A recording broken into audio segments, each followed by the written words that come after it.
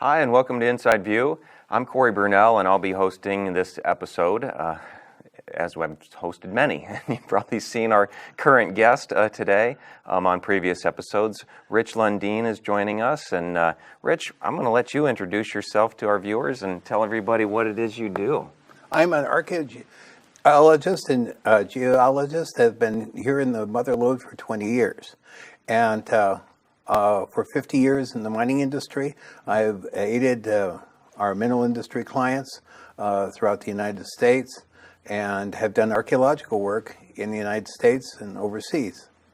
And for 35 years of that, we've been doing archaeology and geology. And I have a bachelor's degree in anthropology and geology and a master's degree in archaeogeophysics. And we use new technologies that have been developed for the mining industry and have transferred them to archaeology. And that's what we, being my wife and myself, Dr. Claudia Brackett Lundin, have doing this ever since 2007. Fantastic. So we're going to talk about some of that today. And, I want to give our viewers a heads up. Stick around to the end of the show because we've got some events that we're going to announce here and dates and times where you can get out and see Rich in person and see even more of the information we're going to talk about today. You'll get to learn even more about it. But one historical event that you're using this technology to try to investigate, you might say, is the Battle of Bannockburn in Scotland. You said it was 1314, is that correct? Yes, 1314. Tell us a little bit about that battle. What happened? Well, in 1314, the English king, Edward II, was coming up to relieve a Scottish siege of the city and fortress of Stirling. And he had just a limited amount of time to do that. And so he brought his 20,000-man army up, and he was going to crush the Scots. Well, Edward was not well liked by his nobles. And as seen and portrayed in Braveheart, he didn't like his nobles either. And his nobles didn't like his lifestyle. And so anyway, when the army thundered up to attack the Scots army that was besieging Stirling Castle, he thought, wow, this will be a walkover. And so he led his knights and they charged up on the first day battle. And I'll explain that a little bit when we see the first map. Okay. But anyway, the battle was horrendous. But it was so important because a small army of Scots completely defeated the English army, which was much larger. And then the king wasn't even allowed into Stirling Castle because the English garrisons were saying, well, you're not worth to be our king.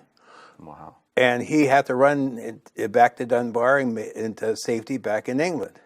And the Scots reveled in this as their Independence Day. It was their Yorktown. Mm-hmm. And so the wars between England and Scotland continued, but for another 30 years, until finally Edward's son, Edward III, gave Scotland freedom and said, we recognize Robert the Bruce as king. And Robert the Bruce is the character in the recently released motion picture, Outlaw King. And that's very accurate. Oh, it is? Yes. Okay. And so the battle itself was fought, and then everybody forgot where it was. Really? And they thought that, the first day battle was over on this one hill. But they forgot that the last battle was down in a swamp. And so over the time, the actual location of the battle was lost. And it was a horrendous affair. If we can see the first slide. Mm-hmm.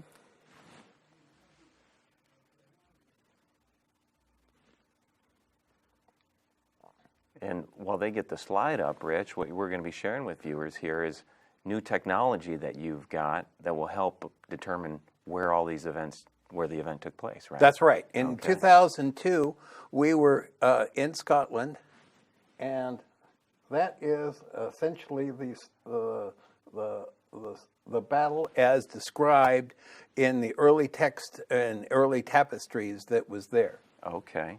And the next slide. So what we're seeing here are historical renditions of the battle? That's correct. And Oh, in this map, you see a general location map of where people thought from 2000, roughly 2000 to 2014, where the battle was. And there were 4 different historians that all said it was in a different place. And so in 2011, a group from the University of Glasgow went out there and tried to apply modern geophysical techniques that they had successfully used at Taunton, which was another battle, and over at Culloden in order to find where the battle was and recover artifacts from it. okay. Well, with a group of about 100 people over that period of time, they dug, they took geophysical data, they created a landscape with LiDAR, and they didn't find it. Oh, no kidding. All they found were 5 artifacts, a coin and a stirrup and a rosary cross, and all of those had been brought up from rodents down below. One of the things that I noticed when I was in Scotland was, could I have the next slide, please?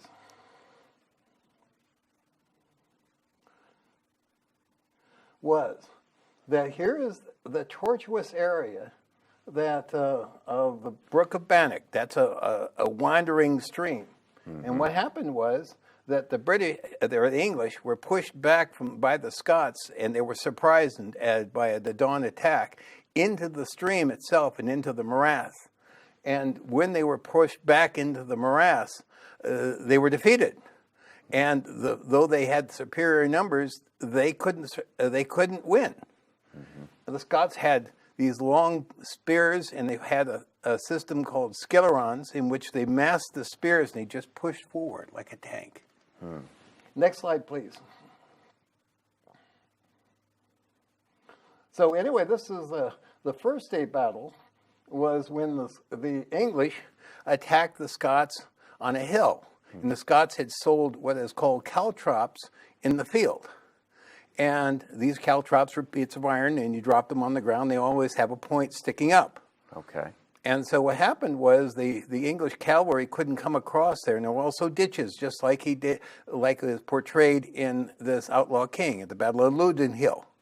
And they charged across there, and they got their horses bogged down. And then finally, one of the English knights said, well, I'm going to end this. I'm going to kill the Scottish king. So he rode out in full armor, and the Scottish king, Robert the Bruce, without any armor on a pony, rode over, swung his axe, cleaved the man's head, and dropped into the inn. And all he said when he came back to the Scots lines, and all the other commanders of the Scots were amazed that he would do this. He said, I just broke my good axe. But dismayed by the loss of this English knight, the English retreated, and they crossed over to the other side, which in dark red there.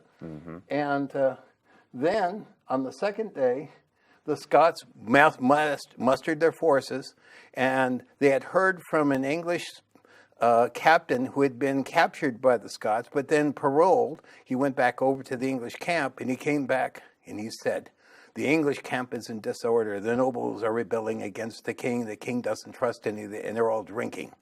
And they were all exhausted. And so he said, the time has come to strike. And Sir Thomas Grey told Robert the Bruce, time to strike. So in the morning, they all said were blessed by the priest and marched forward and attacked with these pointed spear skillerons. It was like tanks moving across the English lines. And the English just woke up. They couldn't get their horses up. And the Scottish armor and also the Scottish cavalry killed off all the English archers that were so important at Falkirk in earlier battles, and was shown in Braveheart. And they moved in, and they just pushed the English into the mud. And finally, the English king broke and ran. But where all this happened, if we have the next slide, please. Well, can be discovered by myself and my wife by simply looking at the trees. And I'll tell you why. In the previous slide, we saw that there were a lot of trees along this brook of Bannock. Yeah. They were put in the 1920s in order to drain the swamp, essentially. This whole area was inundated at least 9 times from the time of the battle up to the present time. In 2002, I visited the site and walked down the brook of Bannock. And in the banks of the brook, I could see about, meter and a half of recent flood deposition that had pop tops in it. This was from a well-documented flood in 2002. Mm-hmm. So, on that basis, when the word came out, and I looked at all the data that the University of Glasgow had done, essentially surface metal detecting and some ground penetrating radar, they had not been able to penetrate any more than that level because of the fact that the level of that material that had been flooded in was high clay. And as a person who has used ground penetrating radar here in the Mother Lode and for our mineral industry clients and other places, if you've got any clay at all, it stops the radar from getting down. Really? Okay. So the only thing was left was that we knew Dr. Brackett, Lundin, and myself had, for the last, about 6 years, had been working with plants. And we knew the mineral industry that I came from had successfully used sampling of plants and soils to find mineral deposits at great depth. We then said, okay, if plants will tell us about minerals, then they might tell us about the phosphorus from the bodies of the dead animals and the dead people that had been put into these burial trenches that the monks had dug. Wow. I may have not talked about that. Well, so, yeah, because there's been 700 years since this battle. That's right. So let's talk about how, the decomposing body leaves phosphorus behind? Yes, yes. A newly planted tree today, or maybe a century ago, can reflect that in phosphorus. In the new growth, it comes up and concentrates the phosphorus in the leaves. Okay. And we thought that we were just pioneers in this work of what we call archaeogeochemistry. But we weren't. There was a whole group that had read our papers and presentations over in Czechoslovakia, or the Czech Republic now, and out of Prague, and had been working with Israelis, and they had confirmed this work with studies that were in the Bronze Age, 3,000 years ago. They had found bodies that were in the ground 3,000 years ago by the plants and soils that were on top of them. And this was just published in last year. And this caused a sensation in archaeology because now you can look for old battles like the Battle of Marathon or some of the Greek battles, and there'll still be a signature there in the ground from the bodies that were buried there. Wow. And this is also very important.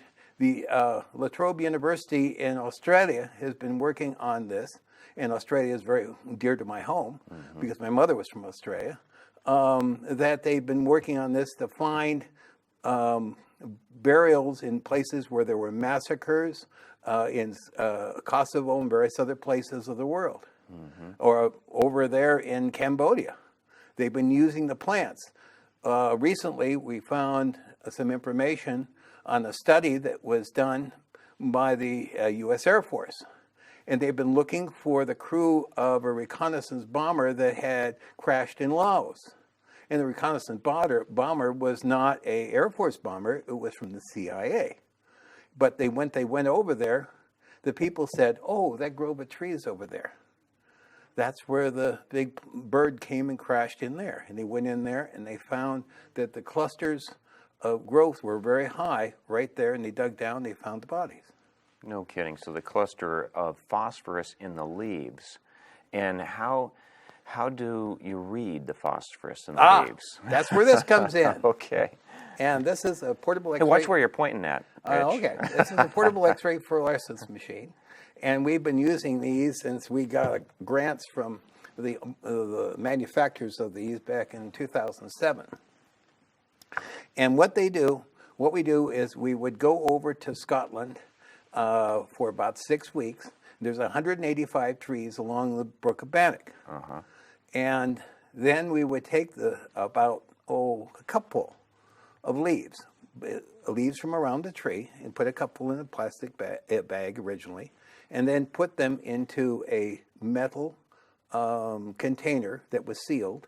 We heat that up to 900 degrees so it forms an ash in the inside.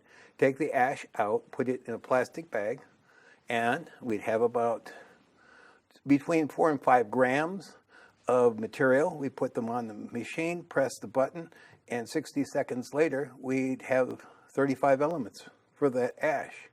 Then, having known the locations with a global positioning system for each tree, we make a map. Right. And that should tell us where the 2 burial pits that the English prisoners from the Battle of Bannockburn dug and buried the 3,000 people and their horses on top of them back in 1314. And you know that from historical writings? Yes, that's what was done. This English captive who was paroled to go back into the English camp, he survived, and he wrote a complete account of this. And then the monks later on wrote an account of what they did.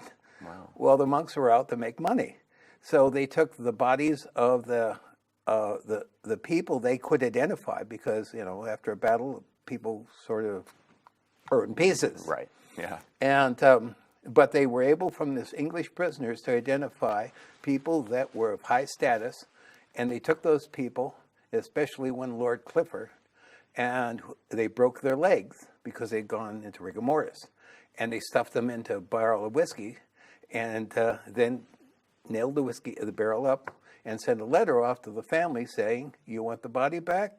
It's this much." No kidding. No kidding. It went from 40,000 ducats all the way up to 2 ducats, down to 2 ducats. But all the rest of the people, including some Welsh and some French that were associated with the British Army, because when the British Army was organized, everybody wanted to join it because they were going to have the spoils of capturing the English, the Scots king, and the treasury and everything else like that. But the result of this was that all the treasury of the English ended up in the hands of the Scots, and all the armor and all the major weaponry of that. So only that was left were the bodies, and they were buried in the pits. But now some studies from Australia say that when a body is put in the ground, it will decay to a point that there is an aureole, or an area around the body that is enriched in soil. And that's the soil in which the phosphorus stays. Okay. Now let's talk about the trees finding that phosphorus and absorbing it. How far away can this burial pit be from the trees? I mean, do we know that the burial pits are that close to the trees? That brings up another thing. In 2004, after I came back from Scotland, I had a partner who was a remote sensing specialist, and he received some. We gave a talk at the Society for California Archaeology on remote sensing. It was a nice general talk, and we included some slides from Bannockburn. Well, this caught an interest of a colleague in Scotland that said, "I've got some data. You can't say where you got it, but here it is." And he sent to my partner, under conditions of anonymity, this data. And there was one aerial flight line right over the top of the area, and it shows some aerial EM and electromagnetic and magnetic anomalies. And they're right where we think the burial pits are. And there are trees there. And so all along the Brook of Bannock, there are these trees that are about this big. And we hope to just very simply sample the trees. There are 6 weeks in Scotland, and that's what we want to do, and then ash the material and then make up a map. We turn over all this information to the University of Glasgow and to the National Trust for Scotland. We can find the stuff. That's the substance of my doctoral dissertation, using this new technology. It's up to them what they want to do with it. They might want to just leave the bodies there. because they've rested there for 900 years. Right. Well, now that's finding the burial pits, but it's to be presumed they're relatively close to the actual area that the battle took place, the That's actual correct. battlefield. So there should be archaeological remnants can be found there, maybe with metal detectors or other No, types of technology. it's way too deep. 3 to 10 meters of material has been deposited on that area. Wow. Since that. That's 10 meters is over 30 feet. Yeah. And that's way too deep for a metal detector. Metal detector can detect a lead shot or an iron implement about that deep. Okay. And the only reason that the artifacts that were found there was they found them because they were in rodent burrows. They had burrowed up and deposited them close to the surface. And you said that some of this deposit's clay, so you can't even get it with Ground penetrating. Radar. So, is there any intent here to really find battlefield artifacts at some point? If so, how would we? Okay, if there's an intent to find battlefield artifacts, then there's two ways to do it. One, we can use what we call hammer seismic, which we use a hammer, pound on a plate, and just like they use for geophysical excavation for oil, but it's just for the surface. And the hammer seismic material might tell where concentrations of reflective material are that are down below 10 meters. Wow. And that's a very easy and cost-effective thing to do with students. You just have one guy banging away on a metal plate, and then the rest of them are looking at what's going on. I saw a great paper doing this at a conference that I gave a talk on all this at the American Geophysical Union conference in December in San Francisco. And they had found under 6 meters of material artifacts down there that deep. And it's, you got to have somebody that's brawny that work on the plate and beat the plate. Now you can do it the way the mining companies do it, and the way I've had done it in the past. You put a shotgun shell into the ground about that deep, and you fire it off, and it'll make the same sort of thing.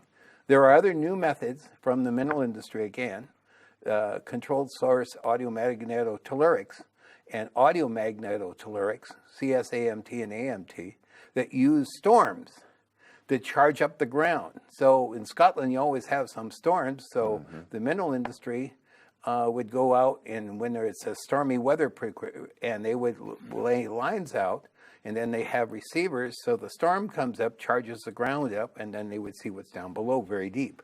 Wow. So there are methods.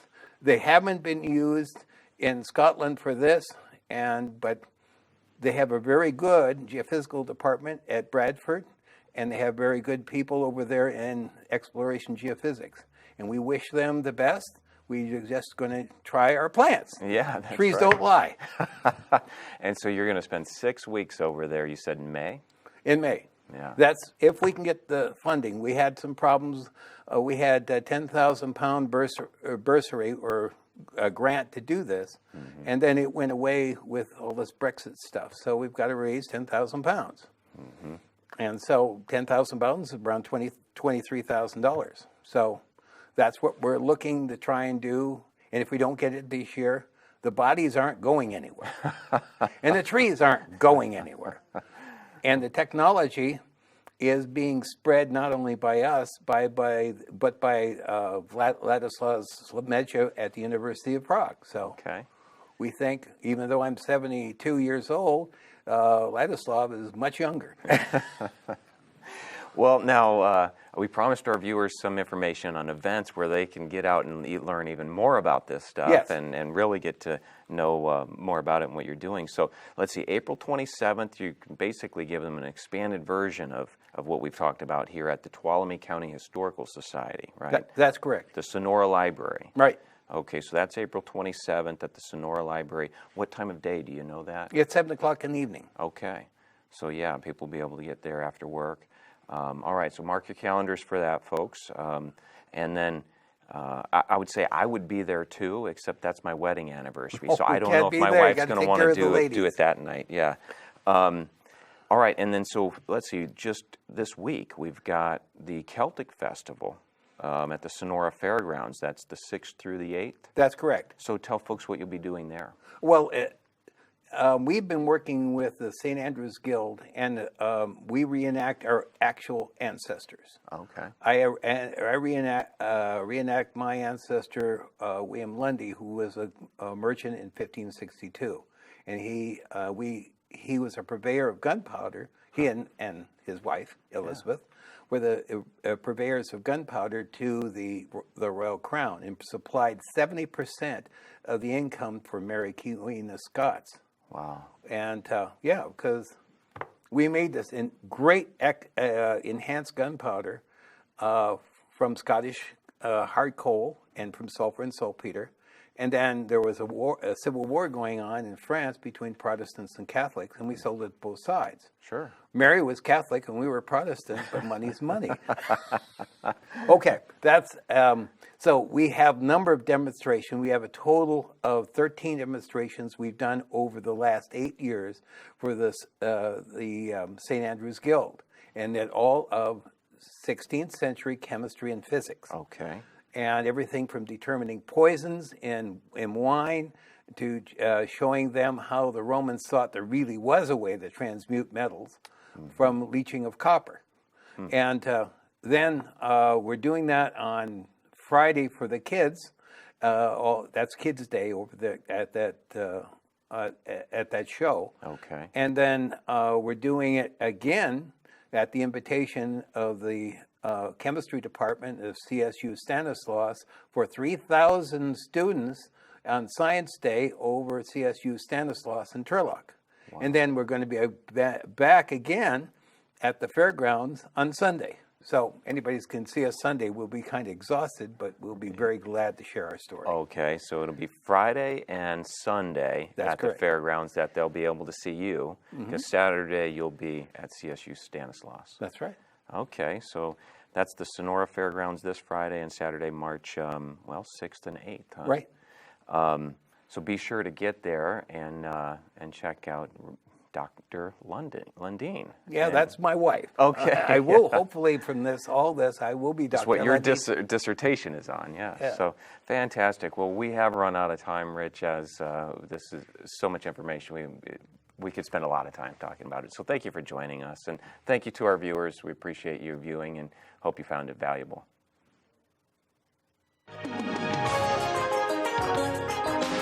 Thank you.